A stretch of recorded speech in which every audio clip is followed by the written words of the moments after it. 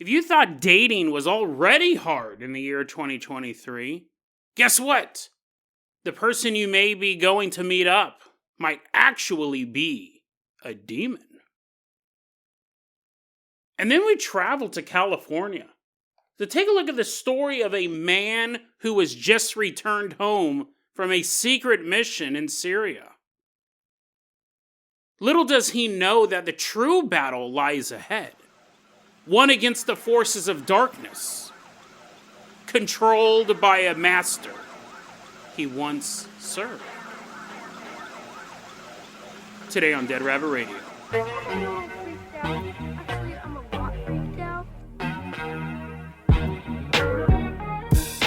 Hey everyone, welcome back to another episode of Dead Rabbit Radio. I'm your host, Jason Carpenter. I'm having a great day. I hope you guys are having a great day too. I really do. I hope you guys are having tons of fun doing whatever you're doing. I hope you guys are staying warm.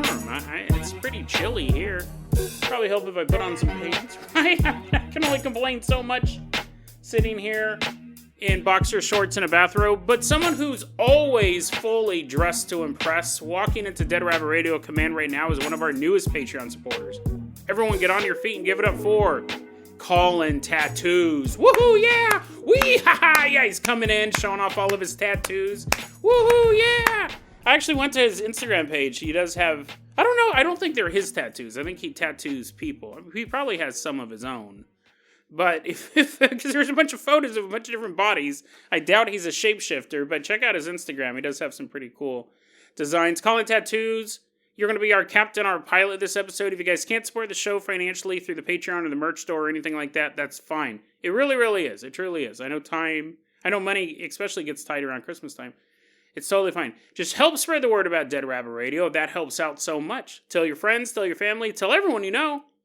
Dead Rabbit Radio is your favorite paranormal show. Talk about it at your holiday events. Big Christmas turkey, right when they take their first bite.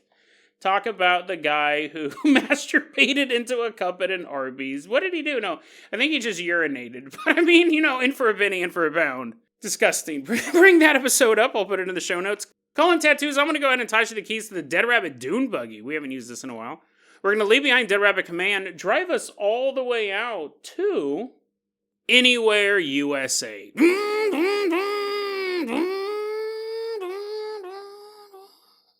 Colin Tattoos is taking us out to this neighborhood. We don't have an exact location.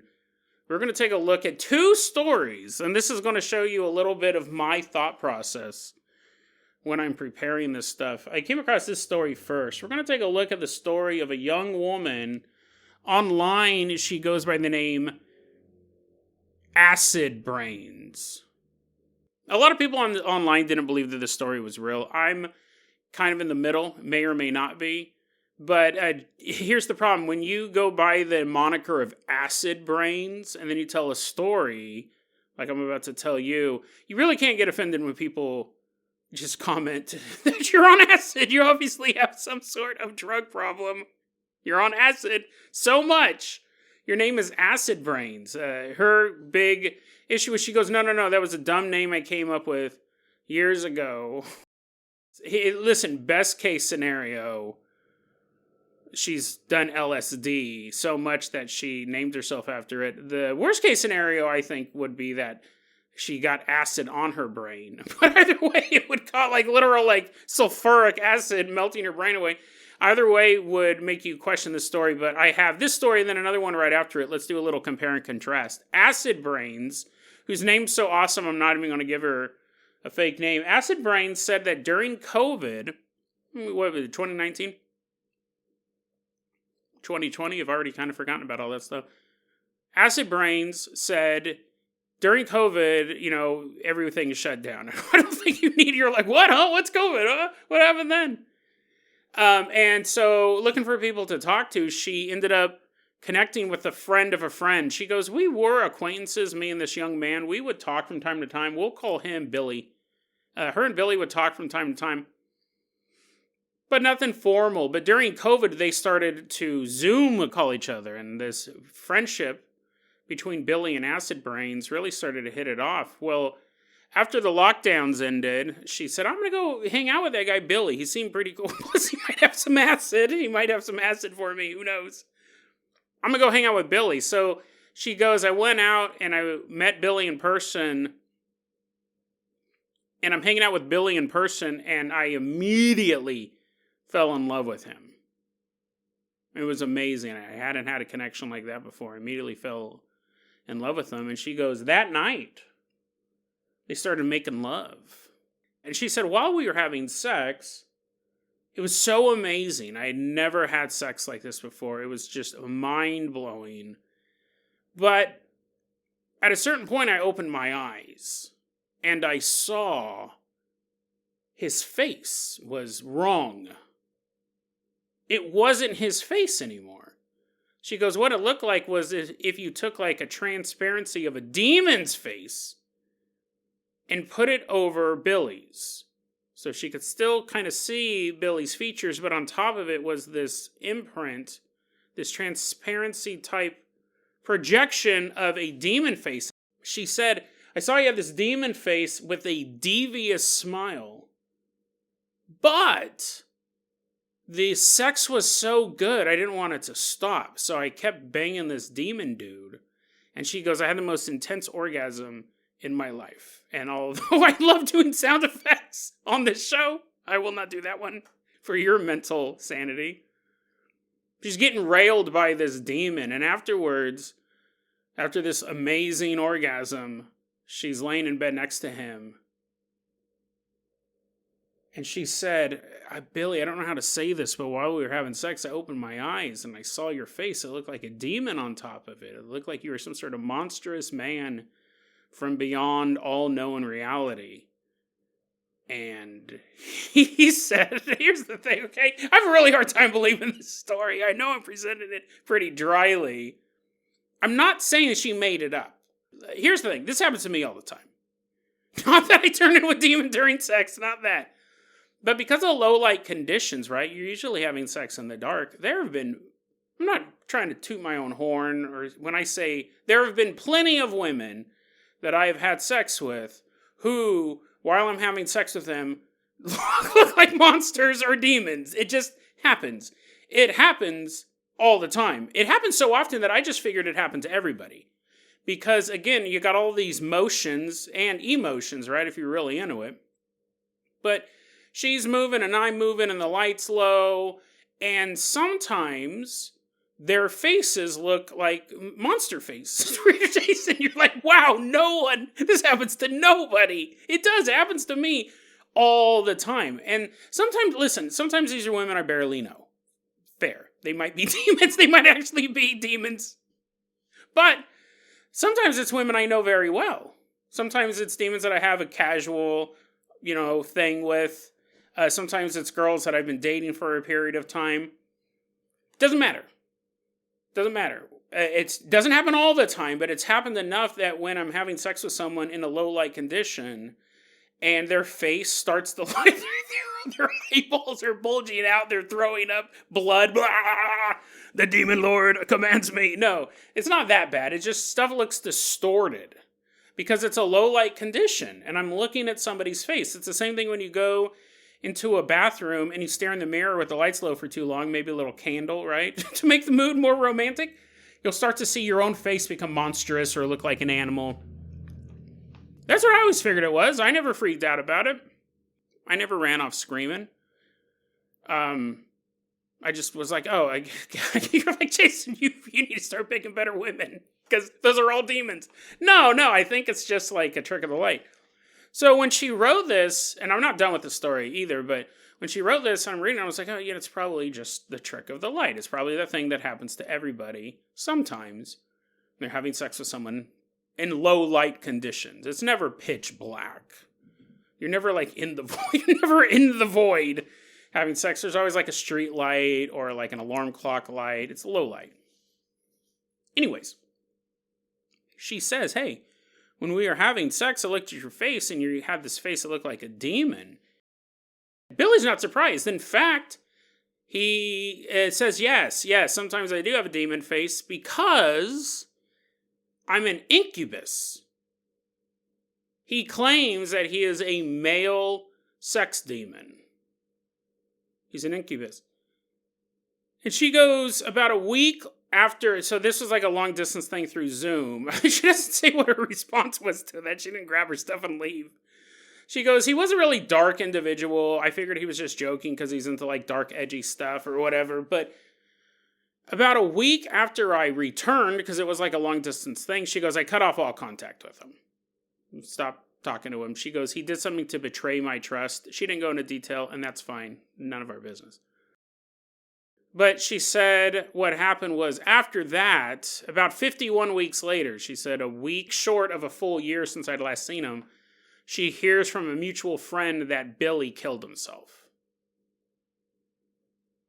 I'm like, damn it, Jason, why do your stories always get so depressing? Like, you're laughing, talking about banging demons. You're like, I do it all the time. And we're along for the ride, and then it's always just some sort of sad ending. Well, anyways, that is sad. Suicide is always awful.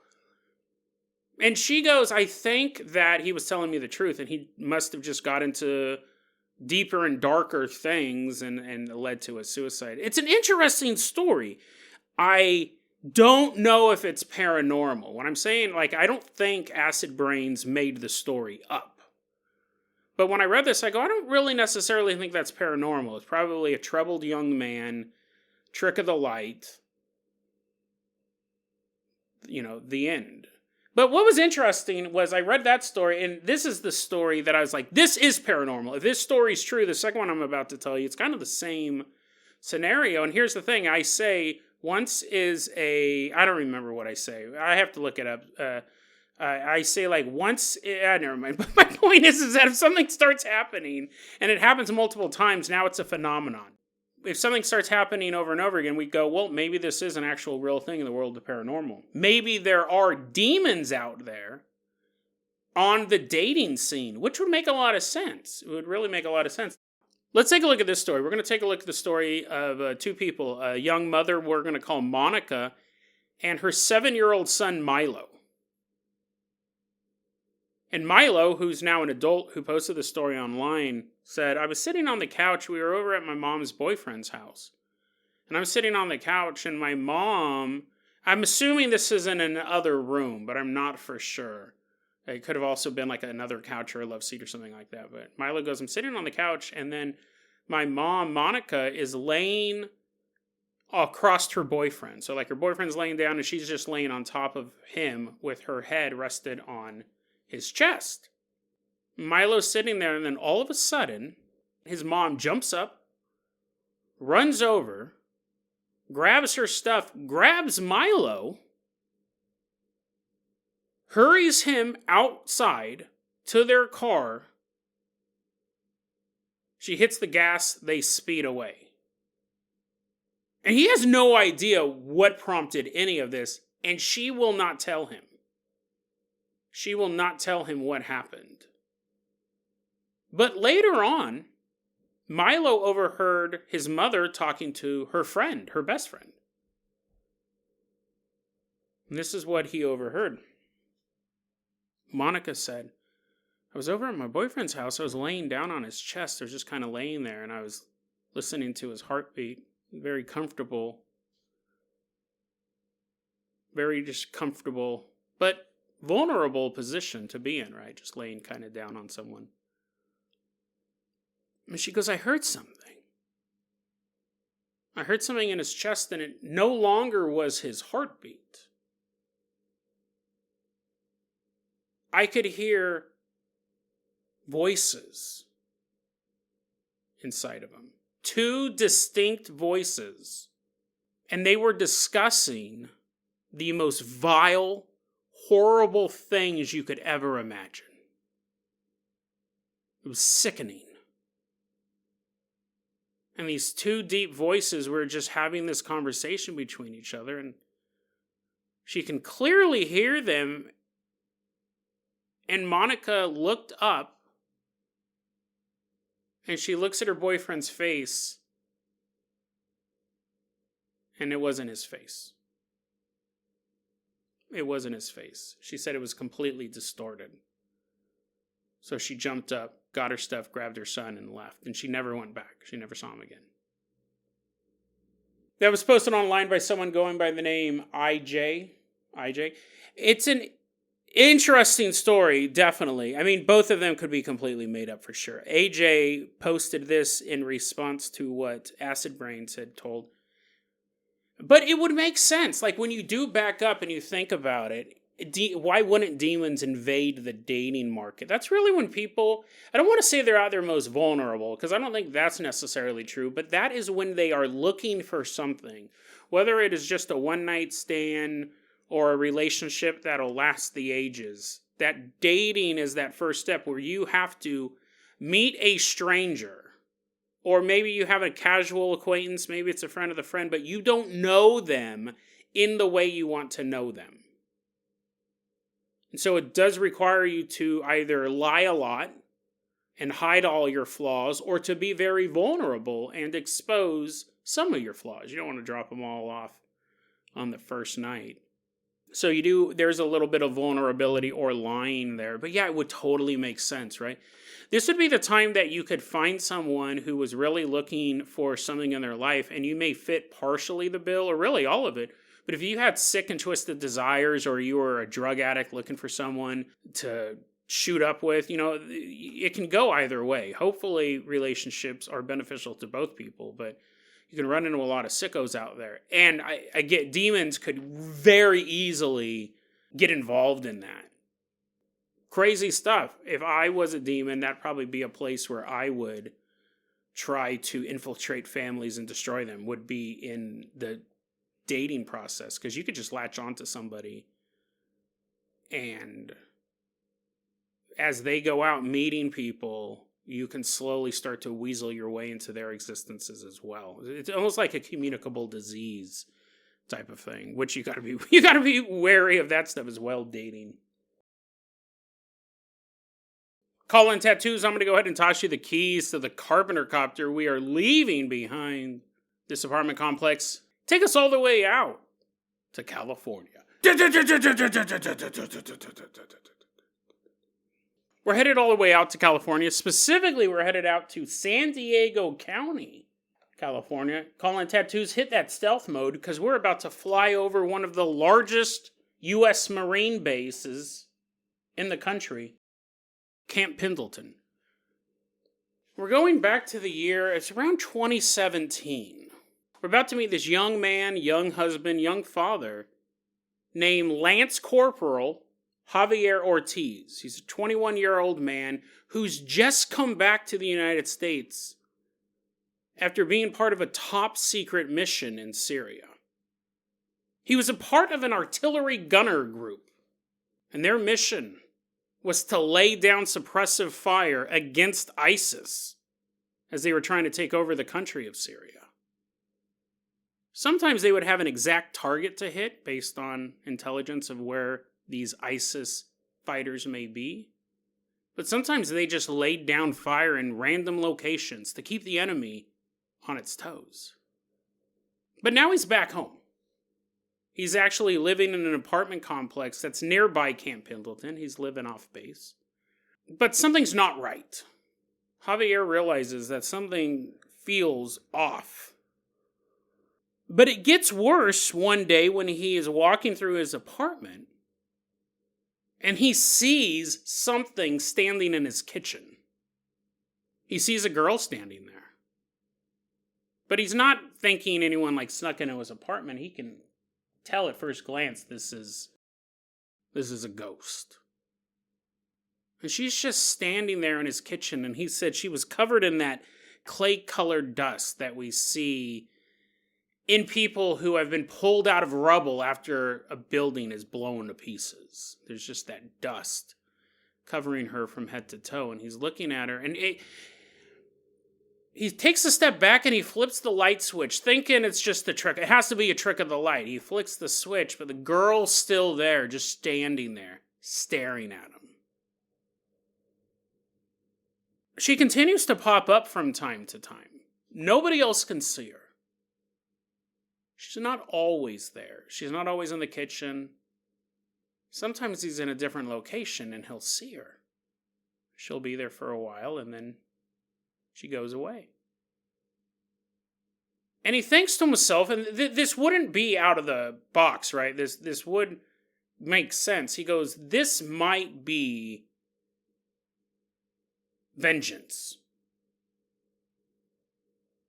He goes, I killed a lot of people. Me and my artillery gunner crew, we killed hundreds of ISIS fighters. But it's also possible that innocent people were killed as well. You're firing these artillery guns from miles away. You don't ever really see the devastation that these cannons cause. You hope you're only killing terrorists, right? Maybe it's the spirit of a girl who got killed in one of these attacks. Maybe it's some sort of curse. He keeps seeing this girl over and over and over again, and it's literally driving him mad. No one else can see it. He doesn't know what to do. He thinks it's connected to his service overseas. At one point, he goes to the beach, builds a bonfire, and he takes off his gloves, his combat gloves that he used while he was over there, throws them into the bonfire, and his journal that documented all of his time in Syria. He throws that in the bonfire. And he's watching them burn. And then the fire begins to die down until it's nothing but ashes. And then he sees standing on that beach the little girl covered in dust. As Javier is looking at that little girl standing on the beach, he thinks that he is battling a supernatural spirit. But what he doesn't know is that the real cause of this problem was created by the U.S. government. This is an amazing article I read recently in the New York Times. It was written by Dave Phillips. This is fascinating stuff, and unfortunately, it's still going on to this day. So let's break this down. He was part of an artillery gunner crew. We had Marines and Army servicemen stationed in Syria on the ground. We didn't know this. This was a secret mission. President Donald Trump signed off on it. We didn't want to have servicemen in Syria on the ground fighting ISIS one-on-one. Smart move, obviously.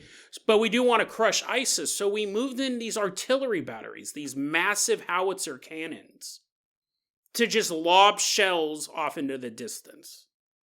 If you know where they're at, you can actually target them. If you don't know where you're at, well, we'll just fire randomly off in the distance, and it kept the enemy on edge. They never knew where that next shell was going to land. Perfect. President Donald Trump signs off on it.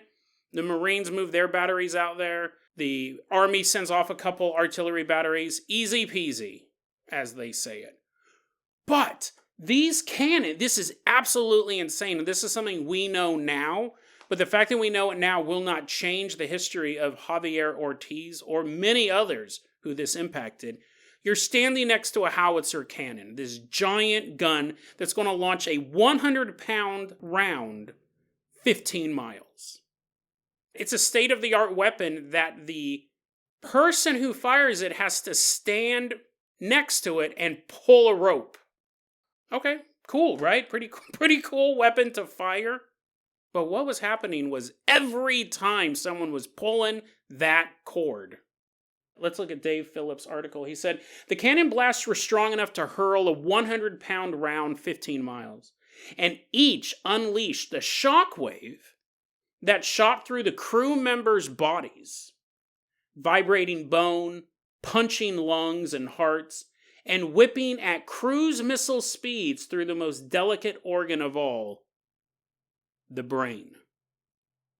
And everyone's standing around it because they're getting the next round ready. And you got the other battery nearby and they're getting their next round ready.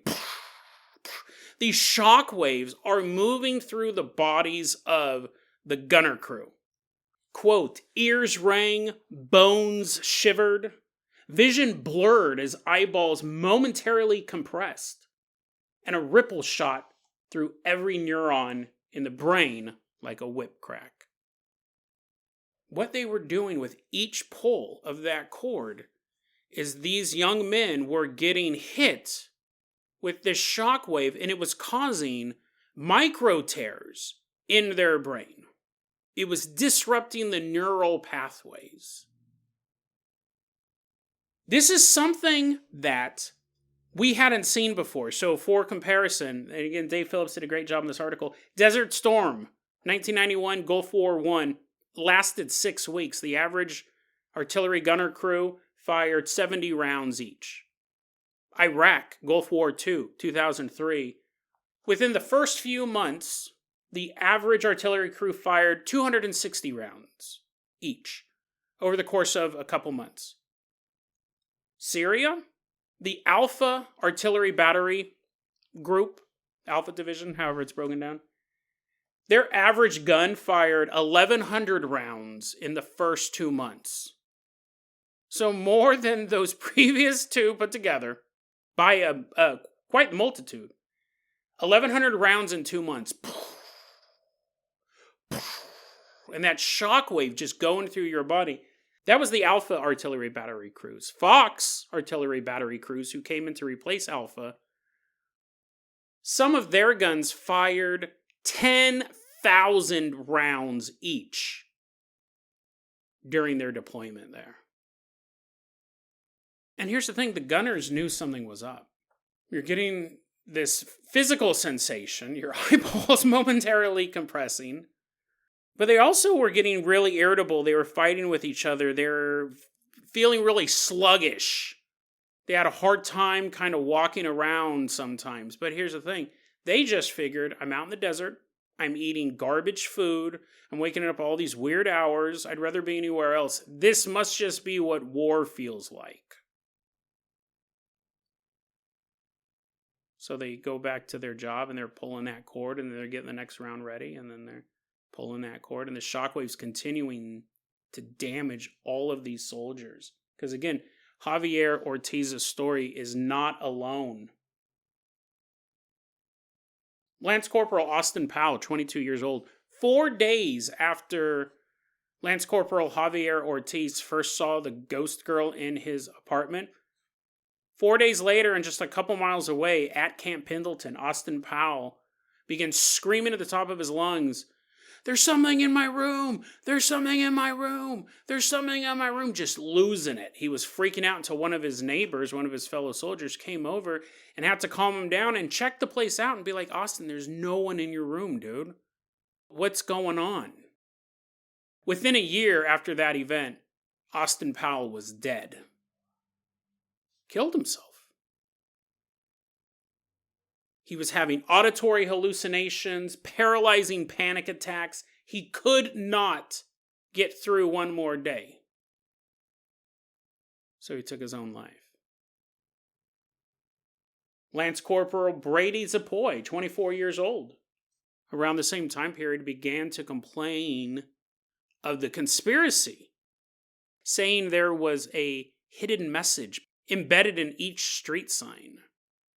He eventually walked into a house that he'd never been to, walked up to a man he never met,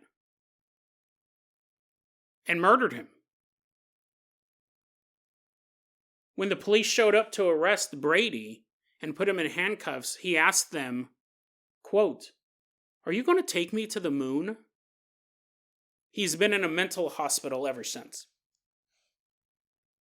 Part of the thing is that these micro tears in the brain cannot be diagnosed until the brain is removed from the victim and inspected under a microscope.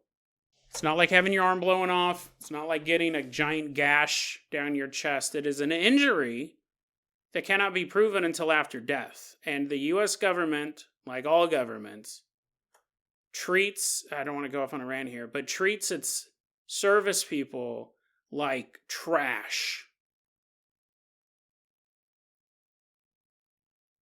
The way that they will so quickly dispose of the people who gave up their time and their energy and their physical health to serve the government,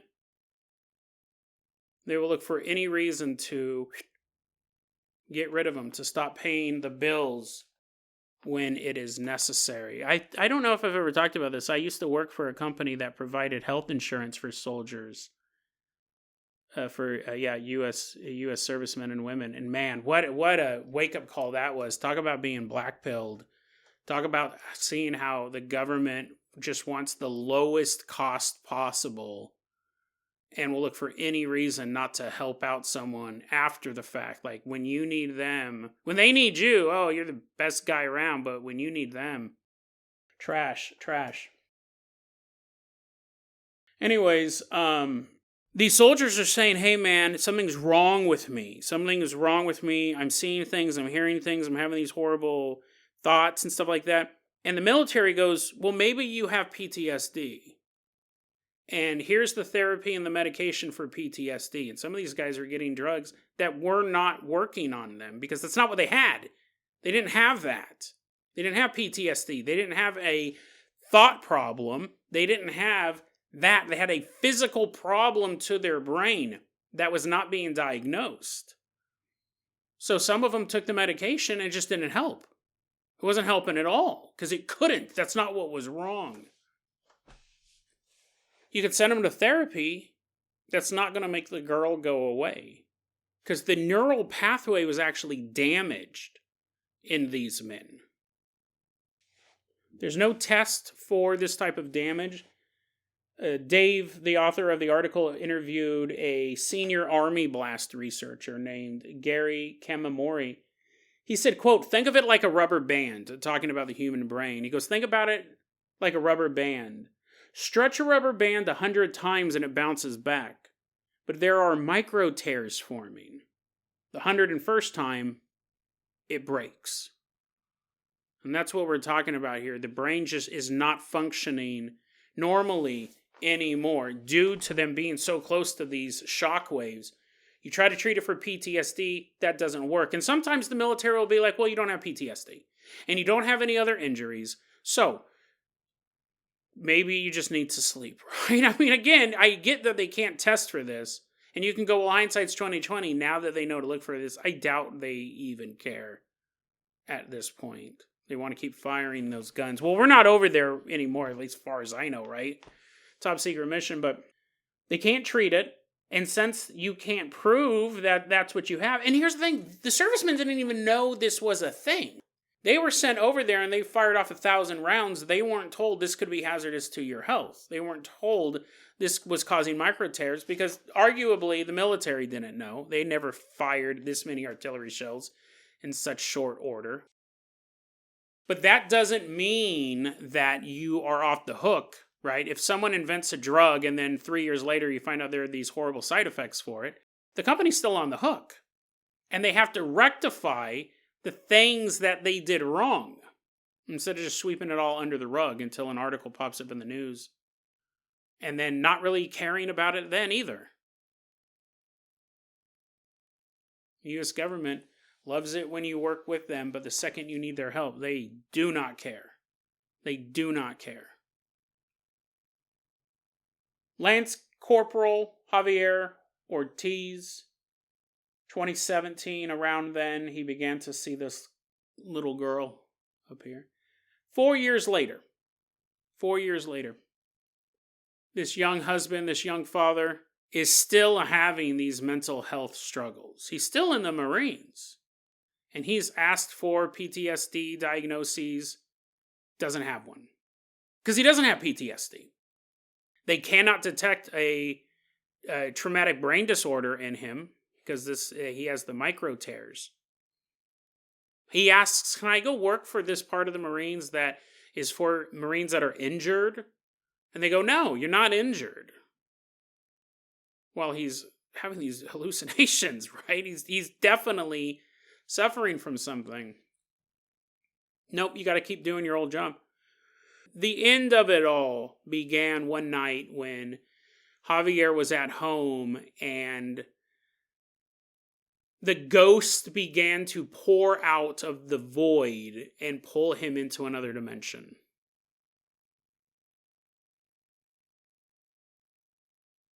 Has full-on hallucination. He's completely lost touch with reality.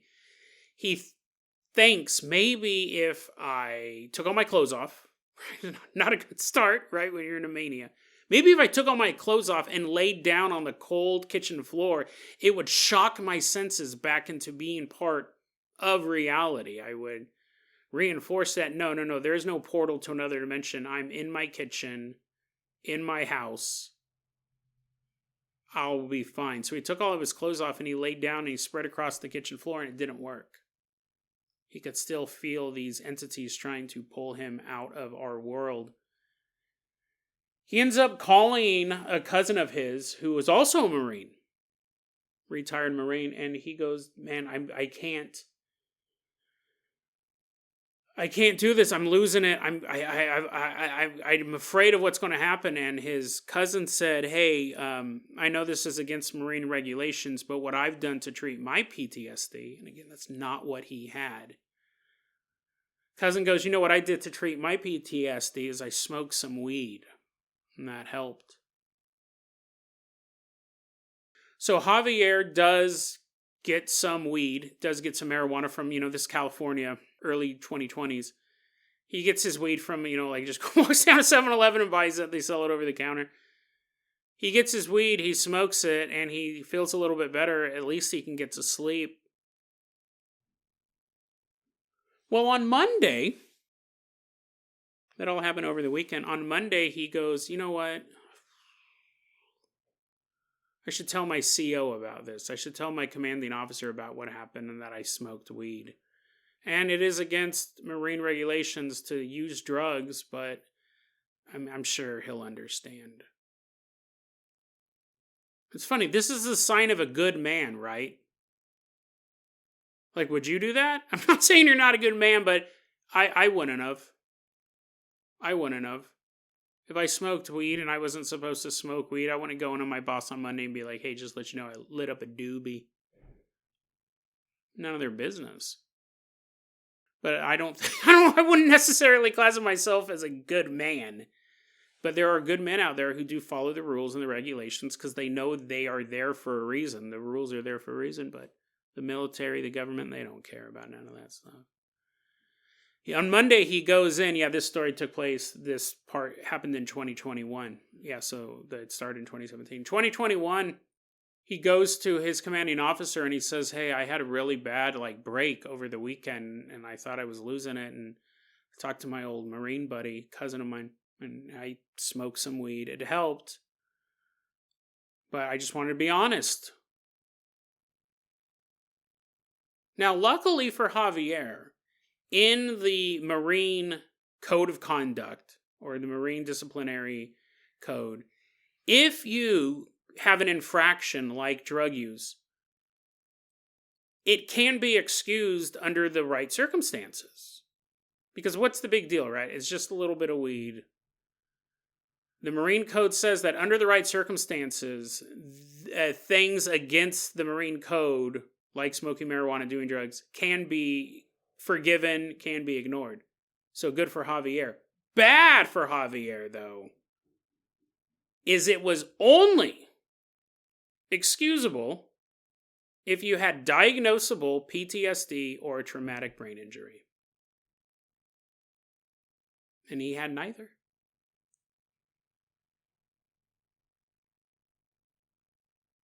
He was given a less than honorable discharge,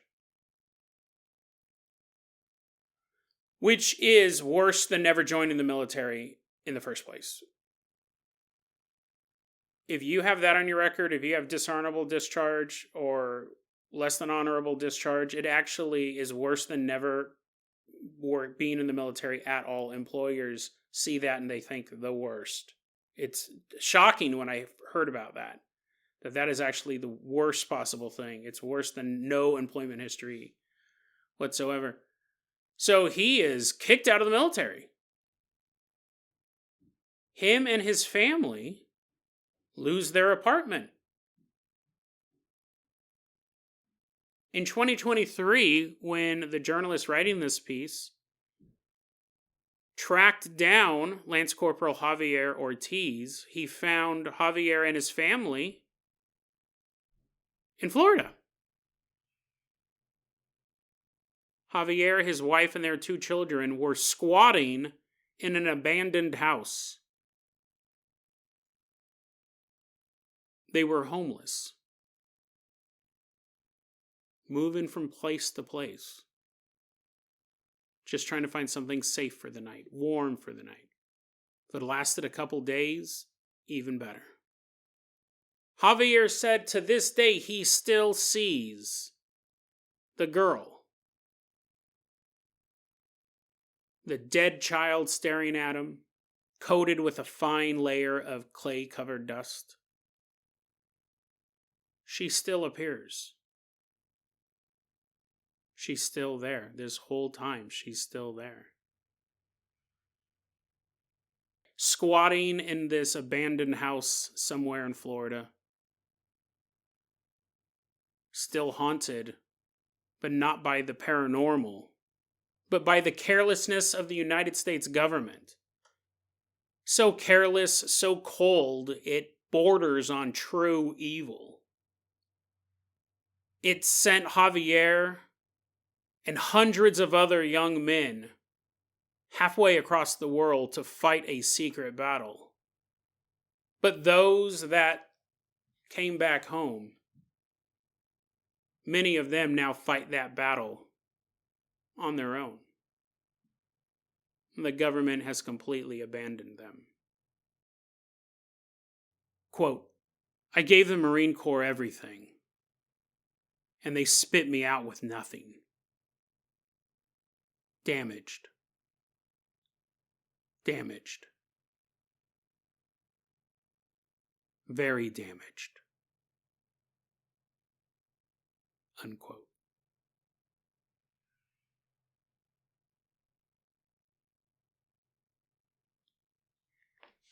DeadRabbitRadio@gmail.com is going to be our email address. You can also hit us up at Facebook.com/DeadRabbitRadio. TikTok is @DeadRabbitRadio.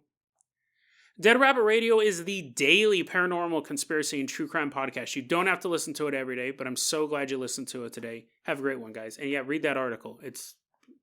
They go into a lot more crazy stuff. Sad story.